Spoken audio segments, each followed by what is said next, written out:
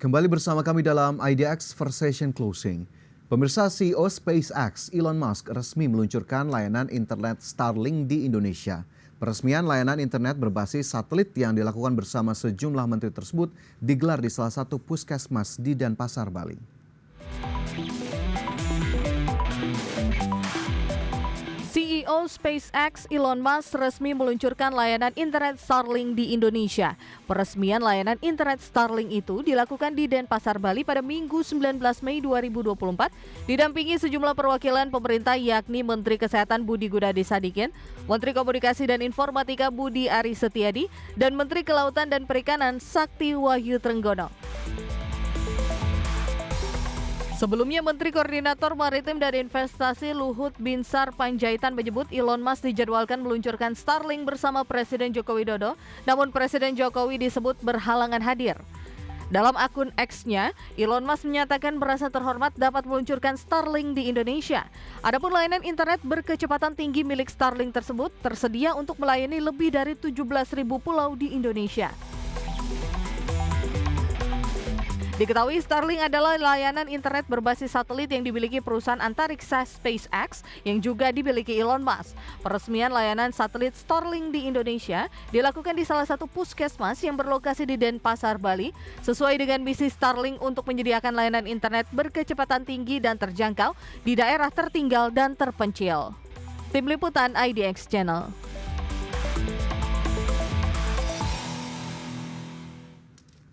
Ya, pemirsa, pada akhir pekan kemarin informasi soal kehadiran Elon Musk di Bali ini tentunya cukup menarik perhatian. Karena ternyata kehadiran Elon Musk sendiri tidak hanya untuk menghadiri World Water Forum ke-10 di Bali, tetapi juga sekaligus meresmikan layanan Starlink di Indonesia. Mungkin kita juga perlu mengenal sedikit apa sih sebetulnya Starlink itu dan bagaimana kemudian cara kerja dari layanan internet yang memang perusahaannya dimiliki oleh Elon Musk ini. Di mana pemirsa, layanan internet Starlink ini ternyata bekerja dengan cara yang berbeda dari internet melalui jaringan nirkabel berbasis darat seperti layanan internet 4G dan juga 5G. Jadi Starlink memang memiliki sistem kerja yang berbeda.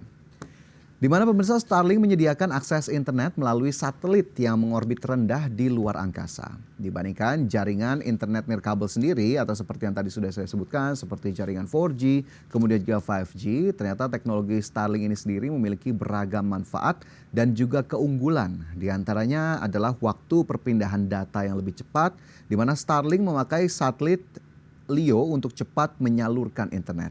Satelit ini sendiri memiliki latensi atau waktu perpindahan data yang lebih kecil dibandingkan satelit GEO karena posisinya yang lebih rendah. Kemudian juga transmisi data cepat Starlink ini yang diklaim memiliki kecepatan transmisi data awal pada 100 Mbps untuk hilir dan juga 20 Mbps untuk hulu. Namun akan dikembangkan menjadi 1 Gbps untuk hilir dan kenyataannya ternyata hasil uji menunjukkan bahwa Starlink memberikan kecepatan transmisi data yang lebih cepat dari yang dijanjikan, mencapai 222 Mbps dan juga 24 Mbps di hulu dan juga di hilir. Kemudian selanjutnya terminal Starlink ternyata ini diklaim mudah dipasang. Tentunya cara pemasangannya adalah dengan cara merakit dari terminal persegi. Nah, mungkin Anda juga sempat melihat ya berbagai review di media sosial ataupun di YouTube begini bagaimana kemudian cara pemasangan terminal Starlink yang hanya berukuran 30,5 cm. Kemudian juga hanya dibutuhkan antena dan kabel yang terkoneksi ke router Wi-Fi. Dengan proses pemasangan yang singkat tentunya bahkan kurang lebih disebut oleh pihak Starlink ini hanya membutuhkan 30 menit. Selain itu ternyata Starlink ini dapat menjangkau daerah terpencil karena Starlink sendiri menyediakan layanan internet tanpa bergantung pada infrastruktur telekomunikasi fisik dan juga konvensional. Karena itu layanan ini memungkinkan disediakan hingga daerah-daerah terpencil ya salah satunya di Indonesia yang kemarin juga sudah diresmikan. Dan Starlink bahkan dapat bekerja saat jalur telekomunikasi putus dan juga mati listrik. Jadi memang cukup banyak keunggulan ataupun kelebihan dari Starlink sehingga sepertinya masyarakat berbondong-bondong ingin tahu apa itu Starlink begitu ya. Bahkan kita bisa menyebutnya cenderung FOMO bagaimana kemudian Starlink ini sudah mulai direview dan juga digunakan. Ya, sementara itu pemirsa dari sudut pandang bisnis sendiri ini tentunya tidak bisa kita lepaskan begitu ya di mana pemerintah memastikan akan terus menjalankan pengawasan kepada seluruh pelaku industri termasuk Starlink sebagai pendatang baru. Dan seperti apa bentuk pengawasan yang akan dijalankan oleh pemerintah? Berikut informasinya. CEO SpaceX Elon Musk meresmikan langsung layanan Starlink bagi pelanggan retail di Indonesia. Dengan resminya kehadiran Starlink di tanah air, Menteri Komunikasi dan Informatika Budi Aris Setiadi berjanji akan mengawasi layanan internet berbasis satelit tersebut.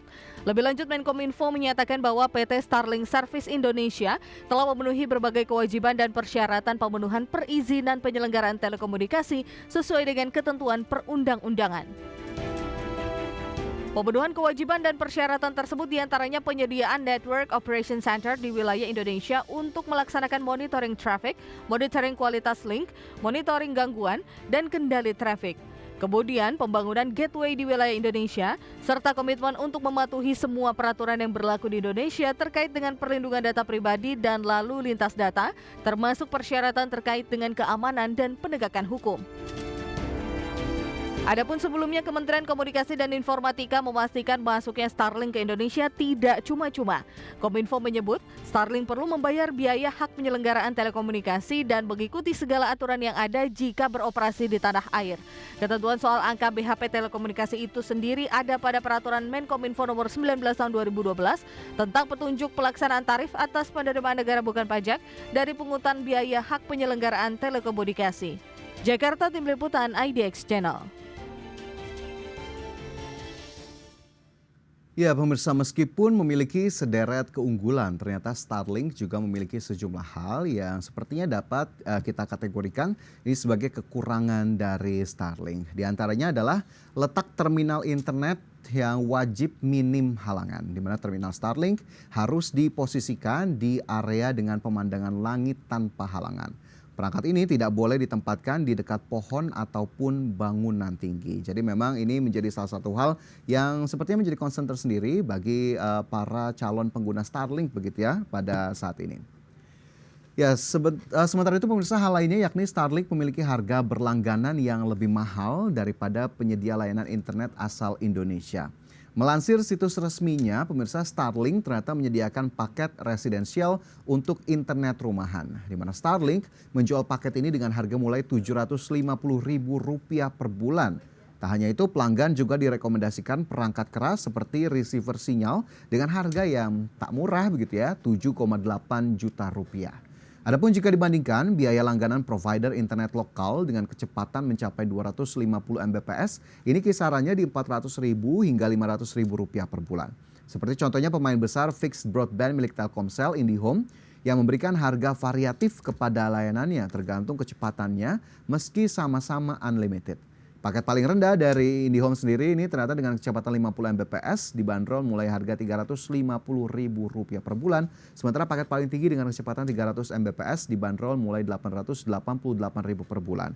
Namun ternyata paket itu saja jika kita bandingkan dengan pemain besar tadi IndiHome gitu ya, sudah termasuk berlangganan aplikasi video streaming. Jadi mungkin dari sisi tarif berlangganan ini juga bisa menjadi pertimbangan ya bagi para calon pengguna Starlink, apakah kemudian tarifnya masih masuk karena memang baru satu paket saja yang ditawarkan oleh Starlink senilai Rp750.000 per bulan. Belum tadi ya receiver sinyalnya yang kurang lebih ada di angka 7 juta untuk kita beli. Meskipun memang instalasinya cukup mudah, tapi sepertinya ini juga pasti menjadi pertimbangan bagi para calon pengguna Starlink meskipun harus diakui tadi dari sisi kecepatan internetnya memang cenderung lebih cepat daripada provider internet lainnya. Dan sekali lagi ini memang tergantung bagaimana posisi dari terminal itu dan tentunya halangannya jangan terlalu banyak gitu ataupun halangannya diminta agar cukup minim sehingga akhirnya koneksinya bisa lebih optimal.